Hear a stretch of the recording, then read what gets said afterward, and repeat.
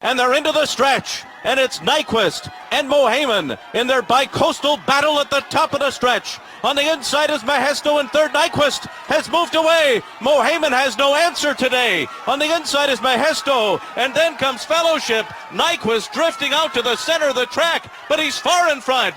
And Nyquist is still unbeaten. He has won the Florida Derby. Welcome to the Paddock Pass with Brian Mariano on 104.5 The Team.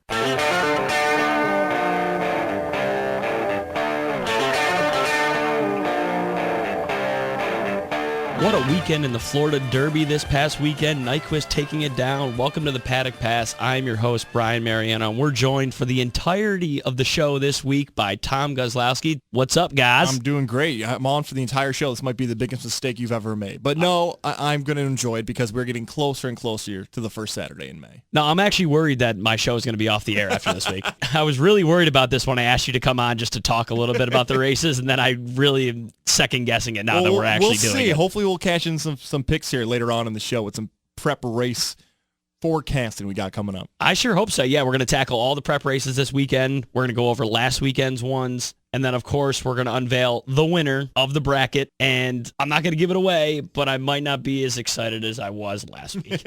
Anyway, moving on. Florida Derby was this past weekend. Nyquist winning very impressively. But I have a different take on this. First, I'll start with Jared. What was your take this past weekend? You know, it was a surprise. Mohaymen was someone we talked about, I think, 2 or 3 weeks ago as a potential horse to keep an eye on. Could be the favorite going into the Kentucky Derby.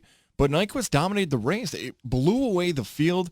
Why Nyquist was so dominant? Was it because Nyquist may be the next American Pharoah and potentially talking about horse racing fans saying this is going to be the next Triple Crown winner? Is Nyquist that much better than the horses we see this year? Or did Mohaymen maybe have something going into the race that really affected how he ran? See, I'm going to go on that case. I'm going to take that Mohaymen didn't like the track that day. Now, he ran really well in the Fountain Youth, the prep before that for the Florida Derby on the same track.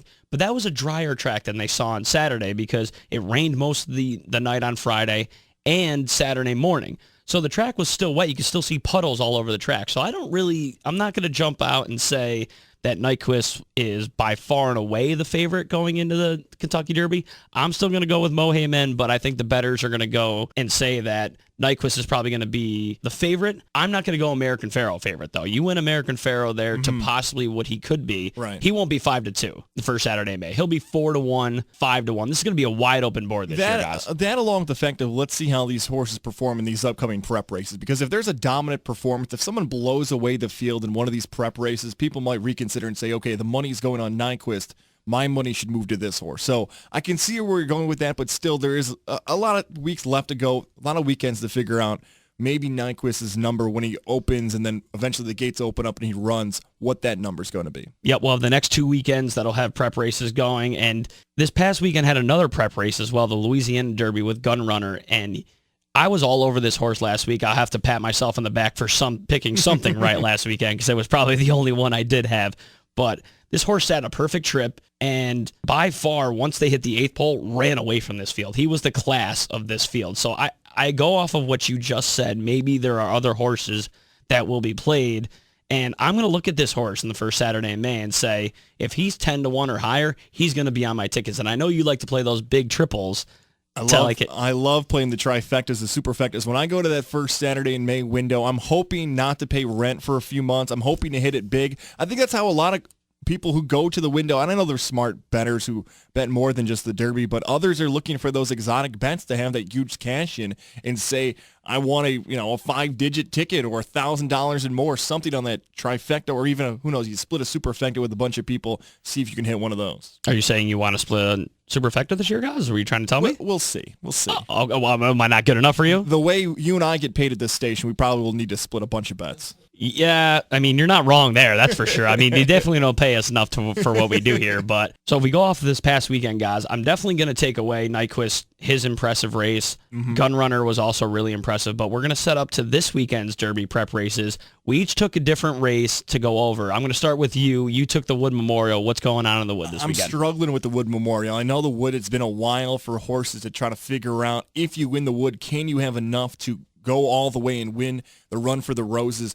But there's 3 horses that are really getting a lot of hype going in the race. You have Flexibility, who looked good in the Jerome Stakes, but That race was a long time ago. You have Outwork, who got beat in the Tampa Bay Derby, and then you have Chaffee, I think I'm saying that right, where he kind of raised some concern in the Gotham because it wasn't a great race. Shagaf, excuse me. Yeah, yep. Shagaf. Yep. You watch that race in the Gotham, you think, okay, he's back, he's 4th place, and then all of a sudden he makes a sprint to the end and wins, but it looked like the horses he was going up against just had nothing left in the tank, and he kind of benefited from the field late. I'm trying to figure out who I'm going to take in this race. Mine King Cole is another horse that people are talking about. I'm trying to find some more on him. He's opened up at 3-1, but there's no one really in this Wood Memorial that I trust at all, that I feel confident in saying you have to place a bet on this horse, because there's a lot of questions about all of them. See, I looked at this race to where I think this is Shagaf's race to, like you were trying to go to prove himself. It didn't really seem like he proved himself in the Gotham. He barely got up and won. But I think this race could be the coming out party for Chad Brown. Not only is he going to have Shagaf, he has flexibility, like you mentioned. And I think this is going to be between Shagaf and Outwork with Pletcher's horse from the outside, where there is early speed from Matt King Cole, and there will be times where I think these 3 horses are going to sit right off of him. So if Matt King Cole can go out and run 23 and 46, all these horses are going to run right by him. Right. But if he can rate, if he can go 24 to 49, this race is going to be a real sprint for the finish, hitting the quarter pole. But if I'm going to choose a winner in this race, I have to go the hometown boy. I'm going to take Chad Brown and Shagaf. That's going to be my opinion. You know, you bring up Chad Brown and Shagaf, maybe looking at these races, 4 prep races, and understanding the track and understanding some familiarity with the places you're running and things like that, maybe Shagaf benefits from this race because Chad Brown is such a smart horse racing mind. He knows this track, and especially overall for Shagaf, maybe that benefits him the most. I'm leaning towards Shagaf as well, but I'm not very confident in that pick at all. So I want to ask you this, just because it has raised questions over the years. We all know, being up in upstate New York, we've watched Chad come into his fruition and be a really good turf trainer. So I'm going to ask you guys, I know that Chad Brown, we've watched him up here at Saratoga win a ton of turf races. He's won a ton of races in the Breeders' Cup, but he's never really had that one big horse that we could say he's going to win the Kentucky Derby. At the quarter pole last year, I guess, or a couple years ago with Normandy Invasion, but couldn't get the job done. Do you think any of these horses can take that next step and win the Kentucky Derby? I don't see it yet. Prep races, especially when the field gets a little bit better and you're running against better competition, that's really when I say, okay, this horse can take it to the next level. And when it hits Derby Day, he's ready and he's prepared. But as of right now, the answer is no. Now, 2 weeks from now, if we're talking on the Paddock Pass, and I see one of these horses have a very impressive performance as we get closer to race day, I might flip my answer. But as we sit here today, the answer is no. You know what? I have to agree with you in a way. He hasn't really proven too much yet that he can be. But if he comes out this weekend and wins by 6, right, then we'll have something to talk about from there. This, of course, is the Paddock Pass, joined by producer Tom Guzlowski. We're going to move on to the Toyota Bluegrass at Keeneland. This is opening weekend for Keeneland. I'm excited. Their 30-day meet is here, and we haven't seen any Keeneland racing since the Breeders' Cup, guys. Right. So I'm excited to get back to this, and now this is the big prep race for them, and this was kind of wide open for me. You had Donegal Moon, who ran 2 starts back in the Withers, threw the rider there. Then he's coming back after a win in Allowance Company. He's 5-1. Todd Pletcher and Martin Garcia, he'll have a look. You have Zulu with Todd Pletcher as well. Seems to be the early speed, can take control and might be able to just say, catch me if you can. And then you have Brody's Cause, who I was all over in the Tampa Bay Derby. I'm singling him in pick 3s and everything. And then the horse doesn't show up at all. They turn for home and he's 8th and, closes, I guess if you could say to close, to run 6th. So I really am confused as all hell in this race. I know this. If Zulu gets in the Kentucky Derby, we see this every single year where there's a horse that has a very funny name or an attractive name where people hop onto it. And Zulu, if that horse gets in, his number is going to be way away from what we think as people who study horse racing than it should be, because people are just going to bet Zulu because of the name. So look out on the first Saturday in May when people say, oh, I like Zulu. I think Zulu's going to win. And that number's way away from how good the horse actually is. If Zulu puts up a good performance here and gets in, it's a fine horse, but when it gets to Derby Day, that's the horse most likely that people are going to look at and say, why is he at that number going into the race? I agree, and I actually went, this was by far the hardest pick 4 sequence, and I love choosing pick 4s, but this was the hardest pick 4 sequence I've seen since Breeders' Cup Day. And it's just the whole card is fantastic Saturday at Keeneland. I'm going to give you 2 horses to make sure you throw on your tickets, and they're going to be One's a little sentimental. The other's just a really cool name. The 11 Cards of Stone, Todd Pletcher again, Paco Lopez, and he's a 3-year-old by Bustin' Stones. Now, Bustin' Stones was my cousin's horse, Wow. Roddy Valeni. So this is kind of a hometown thing, 20-1 on the line. He will show early speed. I'm really worried about the distance here, but going into graded stakes company, grade 1 from an allowance win, I have to go and at least have some money on him, so he will be on tickets for me. The other one is the 14, My Man Sam, and that's, of course, hometown boy Chad Brown, Julien Leparoux. I always have to play Julien Leparoux at Keeneland because I've lost so much money not having him. He kills me. So I'll just leave. If I go 4 or 5 deep in a pick 4 and I leave him off the ticket, he, of course, wins and pays $40, and I look like an idiot. So I have to make sure I have him at least on the ticket. Okay, of course, is the Paddock Pass, joined by Tom Guzlowski. And, of course, we both looked at the Santa Anita Derby, guys. And this was, in my opinion, seemed kind of like a 3-horse race. What do you think? Yeah, I agree with you. And it's interesting. You look at the past history of the Santa Anita Derby when you come to payouts and what things actually end up. It really is not a race that you get a huge profit off of. And maybe it's because of prep race.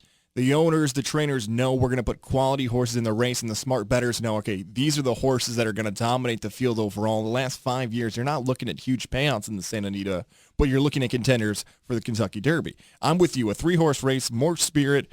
Exaggeration, right, is the horse? Exaggerator. Yep. Exaggerator. Yep. See, these names are throwing me off because you can go anywhere as you want the horse. Exaggerator and then Dancing Candy are the 3 horses, unless you have a different one from those 3. No, those are definitely the 3 horses in this race. And I think this race had one of the most storylines, even though there was only a 3-horse race, because you have Dancing Candy beat More Spirit last time out. Yep. And if you looked at that race, this is Bob Baffert's horse to try and come back and maybe rekindle everything he had last year with American Pharoah. And I really don't know what this horse is yet. I mean, he won impressively 2 starts back, then he just really couldn't get there in the San Felipe. And Dancing Candy, if he can run his race, he reminds me a lot of Bayern. If he can be on the lead and run his own race, he's really tough to go by. And Exaggerator's just a hard hitter.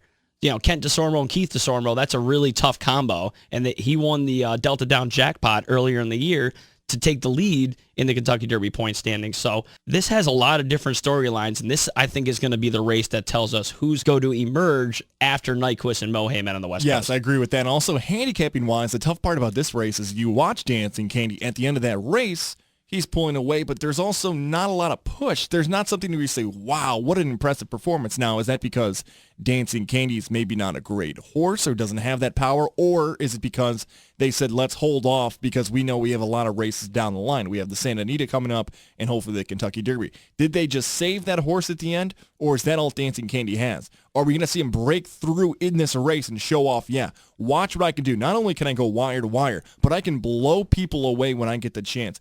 Interesting to see how this race goes. Dancing Candy should be the favorite. Right now, he looks to be the best horse, but he was starting to get pushed a little bit towards the end. We'll see if there's a lot left in the tank. The broadcasters on that race thought Dancing Candy had more left, but we'll see come this weekend. And that's interesting. You know, you're going to go towards Dancing Candy, and I think it's going to be More Spirit. I really think he wasn't right in the San Felipe, and I think Baffert really has him on right now, and he's going to show you that he's going to be the West Coast guy that's going to take on Mo Heyman and now Nyquist as the prohibitive favorites going into the first Saturday in May. This, of course, is the Paddock Pass here. I'm your host, Brian Mariano, joined by producer Tom Guzlowski. And one of the bigger races also on the Santa Anita card is the Santa Anita Oaks. And it's not big because you can win a lot in it. It's big because of who's running in it. Songbird is the 1-9 morning favorite. And I will repeat that, 1-9 on the morning line. And she will not go off of that. There's no doubt. She is the best 3-year-old in the country, guys. It's not even close. I don't care. Nyquist, Mo Heyman, More Spirit, any other 3-year-old you want to throw at me, she is the best 3-year-old in the country, and I'm still ticked off at Jerry Hollendorfer because she's not running in any of the Derby prep races. And you and I discussed this, maybe the first podcast we had done together, about how frustrating that is. Now, as a handicapper, yes, because you're not going to win a lot of money on 1-9, but just as a horse racing fan, you want to see the best go up against the best. In the NBA, you want to see the Warriors and the Spurs. You want to see the best teams matching up at the end. College football, they have a playoff now, but you want to see 1 versus 2. If this horse is that good, let's see what she can do against the guys at the Kentucky Derby. But, of course, the hindsight is this. How do you give up $1 million plus if you win the Kentucky Oaks? Because it's not anything can happen in the Derby. With 20 horses, you get a bad start, you can't catch up, you get boxed in. There's a lot of things that can happen. But when you're that dominant, to tell the people and the owners and everybody saying, look, we're going to give up $1 million because we know we're going to smoke the field, but we're going to do this instead, it's just not good business. That's what it comes down to. And it's frustrating, but I can understand why. I mean, you have fillies that are running, that are going to Keeneland and running in the Ashland because they don't want to run against Songbird. Right. So, but you're still running there. You have Rachel's Valentina. You have Catherine Sophia that are also great fillies, but they are not even close to the level of this filly. And it bothers me because I said last week on the Paddock Pass that I was watching Polar River in the UAE Derby because she was a filly that ran across the pond and was running against the best 3-year-olds there to try and get the bid to come over into the Kentucky Derby, and she lost. But she lost a half a length on a bad trip to a pretty good horse. But like you were saying, it's really going to be difficult to try and tell all your fans that you have the best horse and then you get a bad trip in the Kentucky Derby. It just bothers me still because I think this horse has tactical speed. Even if she were to draw the 18, 19, or 20 post, she can get out of the gate and get a good spot. And I just think she's better than them all. If she's impressive in the Oaks, if she's impressive this weekend, the talk will start for the Preakness, will it not? Because we've seen Rachel Alexandra do it, that maybe if the field's smaller, let's say the Preakness gets down to 8 or 9 horses, would she at least consider that if she's very impressive in the Oaks? That will be the storyline to follow. Do you remember Rachel Alexandra's Kentucky Oaks? How easily she won? If I'm not mistaken, she actually might have won that Kentucky Oaks by more lengths than Secretary to have won the Belmont. That's how that's how much he blew away the field. Yeah, and Songbird's going to win by more than that. No. I'm telling you, she is that good. I guarantee you. She's going to win the Oaks by that much or this race this weekend by that much? Both. Wow. She won't even, Mike Smith won't even touch this filly this weekend. Wow. This is going to be an exercise gallop. I'm telling you, if you're playing pick 3s, pick 4s, anything, this horse is the single, by far, best horse on the card, and she'll win by, I guarantee, I'll give you 15 and a half lengths. Wow. You take over, under, I'll take over. It's guaranteed going to be at least 15 lengths. I'm excited to see this now. All right, we might have to do that off the air, the wager of what happens. Yeah, but we'll do lunch or something. I'm telling you, it's going to be 15 and a half lengths. But it is 1 to 9. Let's do this. All right, I'll agree with you that she'll go over this weekend, over 15 and a half lengths. But I don't know. No, and then we'll go on a future Paddock Pass, and we'll talk about a wager. And I'm telling you, that one's still going to be 8.5 to 9 lengths, but we'll move on to that later. Man. This, of course, the Paddock Pass, joined by producer Tom Guzlowski. I'm your host, Brian Mariano. We're going to go through a couple quick notes that happened in the racing world this past weekend. Keen Ice has a new trainer off to the Todd Pletcher barn. What do you think of this move, guys? Is this a big move, or is this kind of why now kind of thing for you? When you see a horse maybe moving later and later on in his career, it comes down to what the owners want to do and what the overall thought of the trainers. Everybody says, okay, do I still, as the owner, the trainer, everything, have an investment in this horse, or do I now have new priorities in my life? Do I have horses that I need to take care of more? And if we let this horse leave us, this trainer, this owner, this team is going to take care of this horse better. If they think it's a mutual move where they say, we like this horse, but we're just not invested as we were before in it, and they move it into good hands, I'm fine with the move, and I think it's okay. That's what it looks like to me, that the investment in this horse, because it's just getting older, they don't know how much more it wants to run, they're just going to pass it off and see if someone else can let it have success going forward. I think that's exactly what they're doing, because you realize that, maybe the horse was just in the right place at the right time. We were both at that Travers, the way that race set up, and he was just sitting the perfect trip. And other than that, he hasn't really done much. Right. He ran to Dubai and didn't run well at all. So maybe this is a move by the connections to say, we know Todd's a classy trainer and he knows what to do. So let's try and make a change here, and maybe we can change the direction of this horse as he moves on to his 4, 5, and 6-year-old years. Mm-hmm. I really don't know if it's going to change. I just don't think the horse is that good. That's just my opinion. But we'll see. Hopefully we'll see this horse maybe run again at Saratoga in the Woodward or in the Whitney. Yeah, it happens. Look, you get really good in a career, and then you start to go down. They thought, you know what, we've reached the peak of what this horse think we can do for him, and let's see if someone else can get something else out of him. No, I hear you. All right, guys, we are going to move to the... Oh, this pains me so much. I just don't want to do it. We're going to move to the championship final of our bracket, and I pushed so hard last week for an upset. Trying to skew the votes, if anything. That's your opinion, but, okay. Well, all I did was feel Try like to help me defeat Gaz in this vote. That sounds like skewing the vote to me, but go ahead. Put it any way you'd like. I have no idea what you're talking about. All I did was try and push the horse that I thought should have won the tournament and unfortunately did not. Secretariat took down American Pharaoh by a score of 55% to 45%. I know you're not surprised, but what are your thoughts? I'm not, but I'm excited that it was close. I'm glad it was this close. Both horses, one of the greats of all time. I'm glad it kept you up and kept your hopes up a little bit that maybe you were going to catch me all week long, which is probably the best, is that you got your hopes up. And I love American Pharaoh. Like, I've called him this before, and I'll call him it probably for years to come. The greatest roommate I've ever had. Never showed up in my room. Paid my rent. She's great as well. We love Jordan. Proud St. Rose graduate. She's great, but American Pharaoh was taking care of me for 2 months for my rent. But American Pharaoh overall... Wait, you saying she doesn't? Jordan, what's going on? She doesn't live there anymore. Oh, my God, Jesus. Hopefully Pharaoh comes back out of retirement and starts paying $1,000 a ticket for me again. That's not going to happen. But overall, Secretariat, a great horse, and it's tough to have that name overall. We talked about it a little bit last week where we think probably the American Pharaoh movie will eventually happen a few years down the line, similar to what Disney did with Secretariat. But a good race.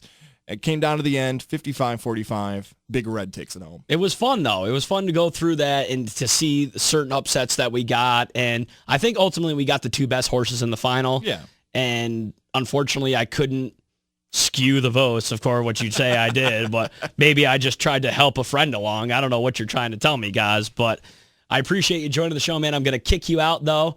The voice of Oaklawn Park is going to join us, Peter Aiello. If you want to take a listen, guys, you can, but I'm kicking you out. I won't allow you to talk to him because I know you already tried to skew votes in that. I'm not going to allow you to do it here. So I'll catch you next week. We'll see how our picks did in these prep races, and we'll see how much that race with Songbird was decided by. I'm telling you, 15 and a half lengths. Book it. Run it down. All right, guys, I appreciate it, man. 1045 The Team, 1045theteam.com. Joined on the phone now by horse racing caller from Oaklawn Park, Peter Aiello. Pete, how we doing, man? We're good, Brian. How's everything in upstate New York? Oh, not too bad, man. Trying to enjoy this wonderful fall weather, between the 70-degree days and back down to the 30-degree days. I'm not sure if you guys get that down in Hot Springs or not. Yeah, that's exactly the way it's been. And as a South Florida guy, it's a little unusual for me, but I'm enjoying every minute of it. Absolutely. So your call on the Rebel was one of the instant classics, was fantastic. What is your takeaway from that race? Well, there's a couple different things. I mean, if you look at that race, it's a nice, big, bulky field. So, of course, people are going to be able to find trouble calls on horses that they were on before the Rebel, such as Sudden Breaking News. But, as you said when we were talking off air, that Cupid really stepped up to the game. I mean, Whitmore loomed up alongside and had every opportunity to pass him, and he just couldn't do it. So I think one of my takeaways from the Rebel is that I don't know that Whitmore is a horse that's going to go much farther than he's gone, at least in terms of getting the distance and doing so effectively. He's not a horse to me that wants to go 1.25 miles. Cupid, on the other hand, is a horse that's got so much talent, we just don't know how good he is. And I think that if he's going to be successful, he's going to have to learn how to rate a little bit. I mean, he was on the engine in the Rebel, and I don't necessarily think he has to be there, but he's going to have to step his game up again if he's going to win the Arkansas Derby. Looking ahead to the Arkansas Derby, you have Mohaymen and Nyquist seem to be the two favorites that have jumped out in front. If Cupid were to win the Arkansas Derby, would he be in the favorite conversation for the Kentucky Derby? I don't think so. I think, like you said, there's just so much hype, with the best in the West going against the best in the East in the Florida Derby just a couple weeks ago. I mean, I think that that's really set the stage for what the Kentucky Derby storylines are going to be this year. But, I mean, you can't really ignore history, and especially recent history. I mean, the stars of the show have a lot of times paved their path right here in Hot Springs. So there's some talented racehorses, both in the Rebel and then back in the Arkansas Derby in just a couple of days. So I would not be surprised to see horses from Arkansas perform very well. I think the good news on that is they're going to fly a little under the radar. And a horse that I like in the Arkansas Derby is a horse named Dazzling Gem. He ended up third in the Louisiana Derby at the fairgrounds just a couple of weeks ago. And he's a horse that mentally, he really has not figured out what he's supposed to do. He's taken to his job well the first two races that he ran, but he did it really green. Brian, he was one of those horses that he knew what his task was, but he wasn't sure really how to achieve it. And he was kind of shifting his ground and shifting his leads. And then when he ran in the Louisiana Derby, it was kind of put up or shut up time for him. And he looked like he was absolutely 100% done as they turned for home and battled on to be third. So he's a horse that just continues to head in the right direction. I was on him when he broke his maiden, and I said this is a horse to watch for the Arkansas Derby. So I'm going all the way to the dance with him. Absolutely. So now we're going to get into, we hit the hard-hitting questions in the beginning, and now we're going to get into you a little bit. Take us back. I know you're from South Florida. But take us back to that phone call that you got when you found out you got the job at Oaklawn Park. What was that like? Completely surreal, you know. I mean, as I always, I know, you know, with your station being a sports station, you can kind of appreciate this, that, you know, I was always a big baseball fan growing up, so I can liken a lot of things to baseball. And for me, it was not a matter of what level of ball I was playing, whether it was single A, double A, triple A, or in the majors. I just wanted to be part of the game. So, you know, when I got first started in racing and I was working at those, you know, Frontier League and single A facilities, I really liked it. It was great. But did I want to make it to the show? Yeah, sure. But did I ever really think it was attainable? To be honest with you, not really. So, you know, and first step in that process was, of course, becoming the summer voice of Gulfstream Park. And then to get the call from Oaklawn, which, you know, by all rights, they kind of came after me a little bit. Of course, I reached out to them as far as interest, but I was on their radar. It was not something where they went, oh, who's this guy? They knew who I was, and they were really happy that I was interested. So that was an amazing feeling. In upstate New York, we've had racing tradition at Saratoga. We were lucky enough to have Tom Durkin for 20-plus years calling races. Give us, who was your inspiration, or what was your inspiration to get into the horse racing business? Oh, man. We got a few hours to talk about that. Well, I mean, I'll give you the short version. I used to go to the racetrack when I was a kid with my dad and my grandfather, and like I said, I was just your card-carrying racing form horse racing fan. I had no connections to the business, and I tell you, a guy that really is responsible for my race calling career is a guy named Luke Kreitboss, who unfortunately is no longer with us. But the way that came about was I ended up going to the University of Arizona's racetrack industry program.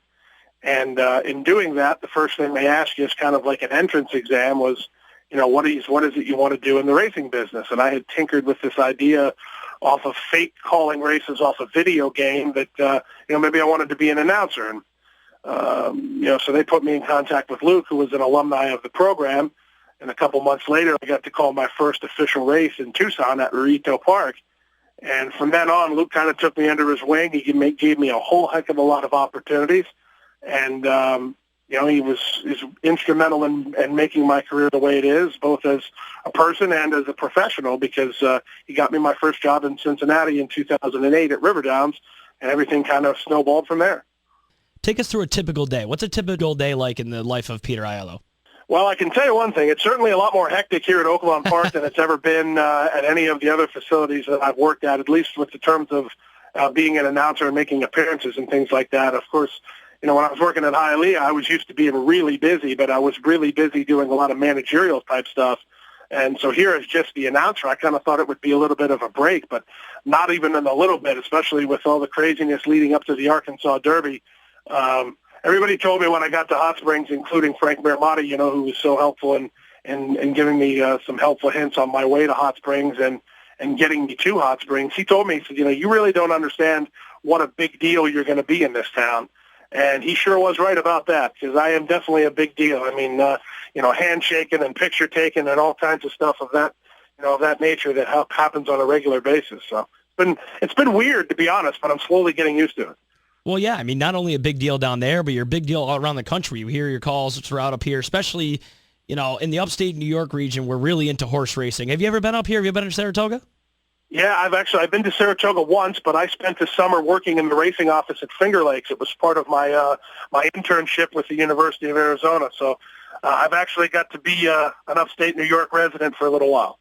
What was your experience like when you came to Saratoga? What was your feeling? Well, I actually got to go to Saratoga with a guy who was had a string at Finger Lakes and a string at Saratoga. So I kind of got the inside track a little bit. I got to go on the backside, and you know, he was stabled right next to Todd Pletcher. So I was awestruck, to say the least. But I will say one thing, though, and I don't mean this with any disrespect. Saratoga is a hot, hot place. That is the truth, my friend. That is the truth. So now, as you said before, you're the director of simulcasting at Hialeah. If you could give one tip to any of the horse players out there, your background of handicapping, what exactly would it be? First and foremost, you have to play what you're good at and play to your strengths, no matter what you're doing in life, and handicapping especially. So, you know, I forget exactly what the phrase was that one of the handicappers in Cincinnati used to say, but it was something to the, you know, along the lines of, don't play Gulfstream just because it's Florida Derby Day. Don't play Churchill just because it's Kentucky Derby Day. If you don't feel like you have some regular knowledge of the circuit and of the racing, don't put yourself at a disadvantage before you get started. So that would be what I would say as a horse player, is to play what you're good at and focus on what you're good at, and try to, putting it in racing parlance, try to race with the blinkers on and just stay focused. So I know you've only had a short time at Oaklawn, but parlaying off of that, is there any tips you can give us horse players that we wouldn't know about Oaklawn Park? I will tell you this. Don't discount horses that are strictly based at Oaklawn Park. I know some of the handicappers' natural tendencies are to take, the quote, fresh faces, but the racing quality here, especially the 3-year-old crop, like I said, year in and year out, it's been really, really good. So horses like American Pioneer, who've only had one race, 2 races, and one of them being a maiden score, those horses have real talent. They might not be able to prove it against a horse, like Cupid, or horses with more seasoning and more of a resume. But, I would strongly suggest that if you're playing any of the circuits in the Midwest or even outside the Midwest, give a little extra credence to those horses coming from Oaklawn. 1045 The Team, 1045theteam.com. Peter Aiello, voice of Oaklawn Park, joining us here on the Paddock Pass. Now, Pete, you used to call races at Hialeah. Is there anything? I'm really bad at the quarter horse racing. Can you give me any tips on how I can bet that? Because I'm totally confused when I look at that.